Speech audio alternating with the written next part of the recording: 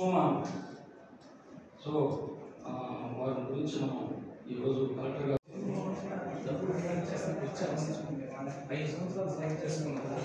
అదృష్టంగా మనం భావించాలి.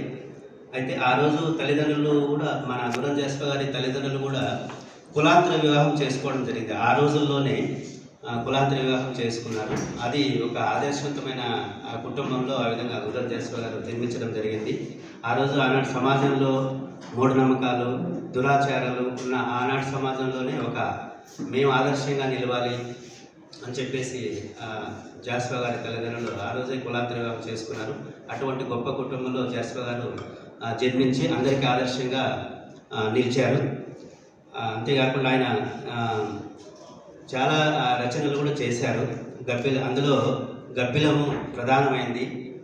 ఫిరదౌసి ఇలాంటి రచనలు కూడా చేయడం జరిగింది. గబ్బిలంలో ముఖ్యంగా కవులు ఆ రోజు తన ప్రత్యేకగా ఆ రోజు జరుగుతున్న దళితుల ఆవేదనను, దళితుల భావనను ఒక గబ్బిలాన్ని, ఒక పక్షిగా గబ్బిలాన్ని అందరూ కూడా, మిగిలిన కవులందరూ కూడా హంసను అలా ఎంచుకోవడం జరిగితే జాస్ప గారు ఆ రోజు ప్రత్యేకగా ఒక గబ్బిలాన్ని ఎంచుకొని దళితుల మనోవేదనలు, ఆనాటి సమాజంలో జరుగుతున్న దురాచారాలన్నీ తన కాశీ విశ్వనాథునికి చేరేటట్లు, అది కూడా మన తమిళనాడులోని తంజావూరు రాష్ట్రం నుంచి ఆంధ్రప్రదేశ్, ఒరిస్సా, ఉత్తరప్రదేశ్ అలా ఊర్ధ్వముఖంగా పైకి, అంటే ఒక దళితుడు కింది స్థాయి నుంచి అధోముఖంగా ఉన్న దళితుడు ఊర్ధ్వముఖంగా ఎలా ఎదగాలి అని చెప్తూ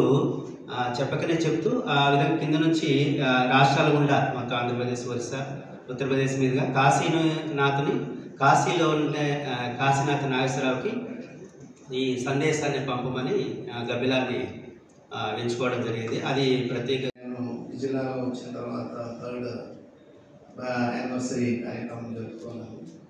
లాస్ట్ టైం మనము టౌన్ హాల్లో ఇంకా చాలా ఎక్కువగా స్టూడెంట్స్ని అలాగే పబ్లిక్ని ఇన్వాల్వ్ చేసి చేయడం జరిగింది. ఇది మన జిల్లా సంబంధించినటువంటి వ్యక్తి కాబట్టి గురం జాషువా గారు, వారి మనవడు కూడా మనకు ఈ కార్యక్రమానికి పిలిచి మనము ఆనర్ చేశాం లాస్ట్ టైం. అందుకు సార్ వాళ్ళ మనవడు ఉన్నారు ఇక్కడ, ఆయన కూడా కవేశారు. ఆ విధంగా మనము వారి గురం జాషువా గారిని మనము స్మరించుకోవడము మన బాధ్యత, మన కర్తవ్యం.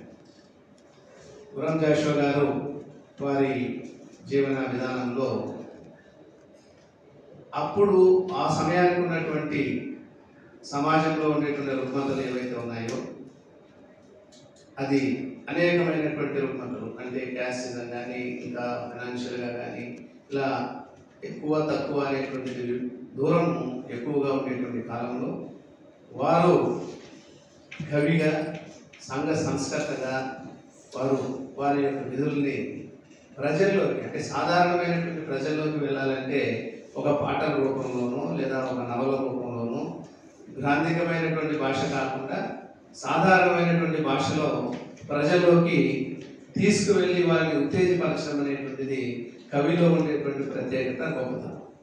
సో దాన్ని వారు వినియోగించుకొని అప్పుడు ఉన్నటువంటి కాలానికి అనుగుణంగా అప్పుడు ఉండేటువంటి రుగ్మతల పైన పోరాడడానికి వారి ఫాలోయర్స్ని క్రియేట్ చేసుకున్నటువంటి వ్యక్తి మన గురం జాషువా గారు. అది దేని ద్వారా క్రియేట్ చేసుకున్నారంటే వారి యొక్క కవి పఠనాత్మము, దానిపైన వారు ప్రజల్ని అందులో ఇన్వాల్వ్ చేసి అప్పుడున్నటువంటి రుగ్మతలపైన పోరాడము, అలాగే మన స్వాతంత్ర ఉద్యమంలో ప్రజల్ని కూడా ఇన్వాల్వ్ చేయడానికి వారి వంతు కృషి చేయడం, ఇవన్నీ కూడా వారి యొక్క ప్రత్యేకతలు ఉన్నాయి. పరిస్థితుల్ని ఎంతో ధైర్యంగా ఎదుర్కొని, జీవితంలో ఎన్నో కష్టాలు చూసి కుల వివక్షను ఎదుర్కొని, ఎక్కడ కూడా సమాజం మీద పగ కోపం పెంచుకోకుండా దాన్ని అతని యొక్క డెవలప్మెంట్కి ఉపయోగించుకొని, తద్వారా ఆనాటి పరిస్థితుల్ని ఎదుర్కొంటూ చదువుకొని ఒక మంచి వ్యక్తిగా, విశ్వనరుడిగా ఎదిగినటువంటి గురం జాషువా మన జిల్లా వాసి అవ్వడం మనంతగా గర్వకారణం. ఆ రోజుల్లో పరిస్థితుల్లో ఉన్నటువంటి కుల వివక్షను ఒకవైపు పోరాడుతూ, అట్లాగే ఈ సాహిత్యం మీద ఉన్నటువంటి ఇంట్రెస్ట్ తోటి గ్రంథాలు రచించడం ఇలాంటివి చేస్తూ ఉపాధ్యాయునిగా జీవితం ప్రారంభించారు. ఉపాధ్యాయునిగా పనిచేస్తూ తర్వాత రెండవ ప్రపంచం ఆ టైంలో యుద్ధకాలంలో యుద్ధ ప్రచారకుడిగా కూడా ఊరు తిరిగి ఆ రోజుల్లో రేడియోలు పెద్దగా ఉండేవి కాబట్టి టీవీలు ఉండవు కాబట్టి ఊరు తిరిగి యుద్ధ ప్రచారకుడిగా ఉన్నటువంటి అప్డేట్స్ ఇస్తూ ఉండే ఒక టీం లాగా దాంట్లో పనిచేస్తూ తర్వాత యుద్ధం తర్వాత ఆల్ ఇండియా రేడియోలో వ్యాఖ్యాతగా కొంతకాలం పనిచేసి తర్వాత ఇంకా ఎమ్మెల్సీగా కూడా కొంతకాలం పనిచేశారు. ఇందాక మీరు చెప్పినట్టుగా ఈ పౌర సన్మానం అనేది వారికి గుంటూరులో జరిగింది. పౌర సన్మానం అంటే ఆంజనేయులు చెప్పినట్టు నేను ఎక్స్ప్లెయిన్ చేశారు. అది ఎట్లా ఉంటుందంటే ఒకటి పోటునే ఏనుగు మీద ఊరేగిస్తూ దివిటీలు పట్టుకొని అందరూ అంటే ప్రజలంతా ఆయన్ని ఊరేగింపు చేస్తారు. అలాంటి సన్మాన కార్యక్రమం పొందినటువంటి గొప్ప వ్యక్తి ఈయన జీవితకాలంలో ఎన్నో రచనలు చేశారు. దాదాపు 30 పైగా రచనలు చేశారు. దాంట్లో గురం జాషువా అనగానే మనకి వెంటనే గుర్తొచ్చేది గబ్బిలం అనే ఖండకావ్యం.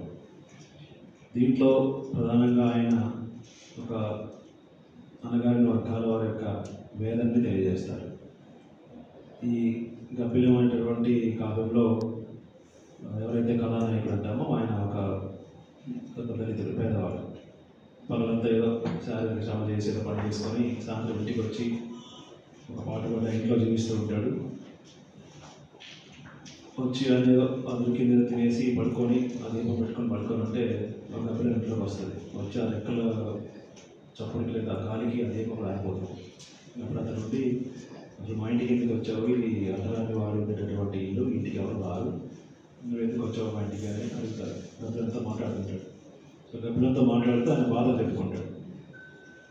చెప్తూ ఇంకోటి ఏమంటాడంటే ఆలయాల్లోకి ప్రవేశం నాకు లేదు, గబ్బిలం కాబట్టి నువ్వు అన్ని ఆలయాల్లో ఉంటావు, శివుడి ఆలయానికి వెళ్ళినప్పుడు నా బాధ శివుడికి తెలియజేయి, తద్వారా నాకు ముక్తి కలిగించు, ఈ లోకంలో నా పరిస్థితి ఇలా ఉంది లేదా మా జాతి పరిస్థితి ఇలా ఉంది అని ఆయన బాధను తెలియజేసుకుంటాడు.